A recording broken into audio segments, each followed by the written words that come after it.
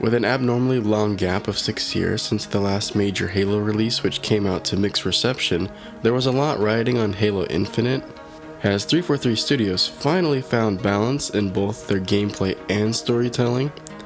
This review will serve as the last of my series of Halo campaign reviews, or at least until another campaign comes out. Being relatively new at the time of this recording, I will try my best to avoid any major spoilers, but we'll go over gameplay features as well as the narrative setup within the first act. Lastly, the footage you are watching is captured from my gameplay on my Xbox Series S. Now sit back, relax, and enjoy my Halo Infinite campaign review.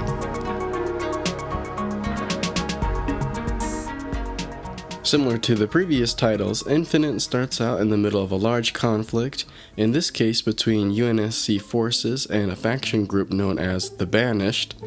After a valiant effort made by Master Chief, he is seen bested in combat by Atriox while being left to the abyss. Months after the conflict, a pilot referred to as Echo 216 comes across Master Chief and is able to bring him back online. Rather quickly, we discover the existence of a new Halo ring. The ring is known as Zeta Halo, which currently serves as the home of the Banished. Master Chief touches down on the ring with intentions of stopping the Banished from spreading terror throughout the galaxy. We are introduced to Chief's new AI assistant known as the Weapon. The Weapon serves as a great perspective to further explore and recap what has happened to Master Chief, as well as his complex relationship with Cortana. The Weapon definitely stood out to me as having her own unique personality detached from Cortana. Between the small cast of three, the Weapon, Master Chief, and the pilot all play off each other very well. I found the dialogue between the trio to be some of the best and most engaging in the series.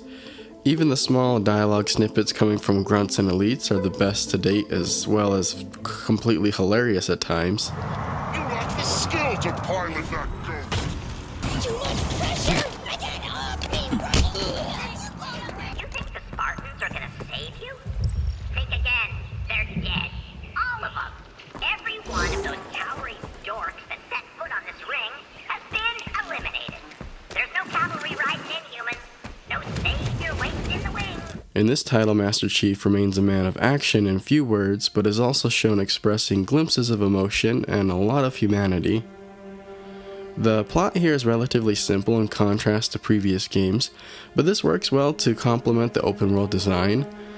I personally enjoy the simpler story, setting its primary focus on the characters.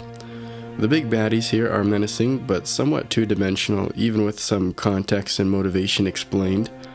Throughout the game, there are audio logs everywhere, which are used to give Chief and the player exposition to both sides of the conflict. A few of these were interesting, but I'm generally not the biggest fan of relying on this method to explain things. The ending here isn't bad, but doesn't really try to wrap up much, which may be intentional as to leave the door open to future updates, expansions, and even a sequel. There was a lot made of how Halo Infinite looked coming out of E3 2020 and going into launch. I will say, in all honesty, Halo Infinite is not an amazing looking next-gen system seller. However, it is still a good looking game.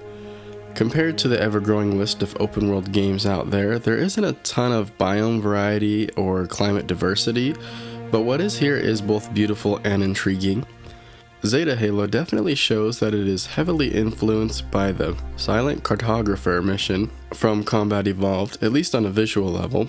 There is a great emphasis on verticality between mountains, mines, grasslands, and the abyss.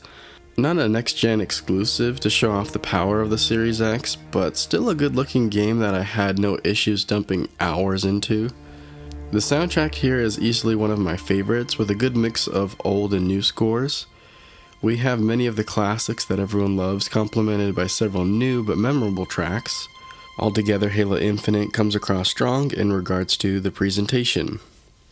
When I heard Halo Infinite was taking place in an open world setting, I was curious to see how 343 was going to tackle it while hopefully remaining faithful to the roots of this historic franchise. I'll be glad to inform you, Zeta Halo adds a whole new aspect to exploration gameplay while feeling very at home within the series. Vehicles remain essential to the combat experience, but are actually used more for the traversal of the land. There's a solid selection to choose from with a diverse range of uses. A lot of the heavier vehicles felt satisfying to maneuver around in, even if a little slower, but I found many of the smaller options to feel kinda off when it came to the physics. The smallest bumps in the road had me bouncing around as if the vehicle was hollow on the inside. I probably wouldn't have made much of a note here if it wasn't for Zeta Halo being super rocky. Bases have some interesting layouts and designs, especially in regards to later missions, but for how much time you're spent in interior locations, there is a major lack of diversity. Many of the extended hallways feel like a copy and paste of something you had already seen within the last hour, but with either a red or blue lighting. The visual repetitiveness isn't helped by the objectives that had me find a generator to open a door a few too many times for my liking. I'm not going to say that the interior missions are bad in design, but they are weak in comparison to all other previous entries. This may have been an aspect that was somewhat neglected in order to put more resources in areas of higher priority like the open world or gameplay. Even with this criticism, the overall mix of interior locations and the outdoor exploration of Zeta Halo together feel faithful to the spirit of Halo, which is awesome. Fortunately, Master Chief is not relegated to meaningless fetch quests or tedious collectathons. For me, my gameplay loop consisted of going from main mission to mission, while pulling over to liberate any bases or battle any bosses that were along the way. During my playthrough, I got the impression that 343 really struggled to get this game out with all the features they had originally hoped for. It seems leadership really had to sit down and set a priority list of what must be good, and on the top of that list it appears to be gameplay, gameplay, and gameplay. The story is enjoyable and the presentation is good, but the best aspect of Halo Infinite is definitely the superb combat. Shooting is as satisfying as ever with a well-balanced assortment of weapons. Much like Halo 3, I constantly felt like a kid in a candy shop when debating the practicality of each weapon before a confrontation. Parkour is back, but better with the addition of an opened-up map to explore. The open-up world aspect of the game adds a new layer of depth in all outdoor combat encounters. There were several times where my go-to method of attack was proven to be inefficient. This led me to re-engage with a revised approach due to each enemy serving a unique purpose, much like a chess match. Going back to the grapple hook, it isn't just a useful tool to make traversal easier, but serves more as a Swiss Army knife to tackle any scenario. There were plenty of moments where I pulled myself into an enemy to finish them or even steal their ride.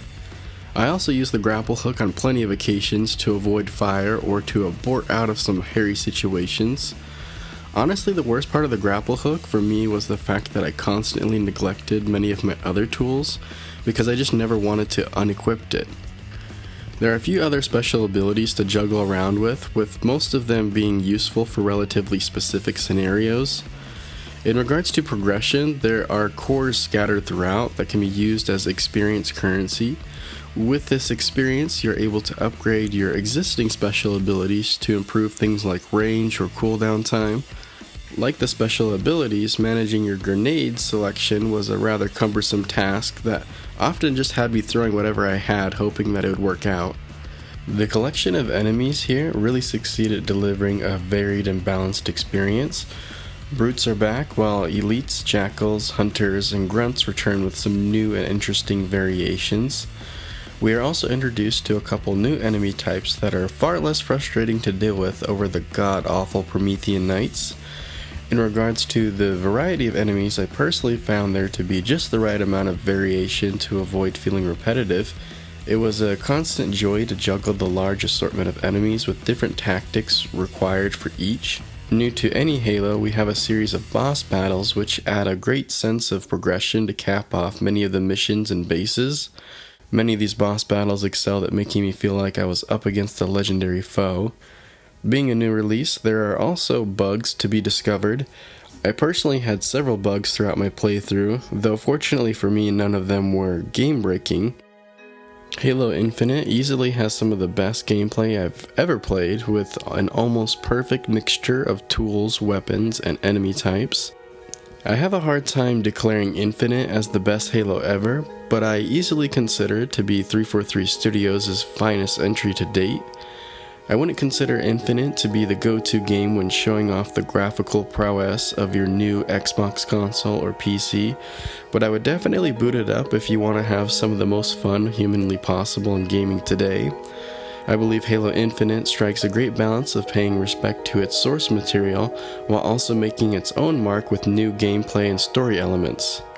8.5. Halo Infinite doesn't knock every aspect of the game out of the park, but has done a great job of excelling in the areas that really matter. I had a ton of fun playing, and I want to hear from you down below what your thoughts of the game are, if you've been able to play it yet. If you want to help support my channel, make sure you leave a like. I appreciate you for watching, and until next time, see ya.